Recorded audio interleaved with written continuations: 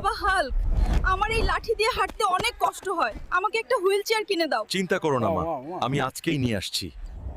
আমাদের এখনো কিস্তির অনেক টাকা বাকি রয়ে গেছে। এখন কিভাবে মাকে একটা হুইল চেয়ার কিনে দিব? স্যার, আমাকে একটা হুইল চেয়ার দেন, আমার মায়ের হুইল চেয়ারের খুব প্রয়োজন।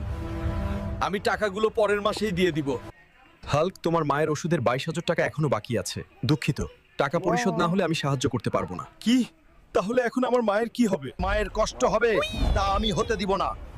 এই কচ্ছপ, তুই আমার মায়ের হুইল চেয়ার হয়ে থাকবি, না হলে আমি তোকে খেয়ে ফেলবো।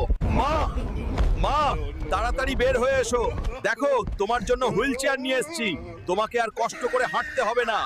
বাবা, তুই আবার এটা কি নিয়ে এসেছিস? এটা তো একটা কচ্ছপ, এটা তো আমাকে কামড় দিবে। না মা, ও তোমাকে কখনো কামড় দিবে না। ও তোমাকে নিয়ে সারা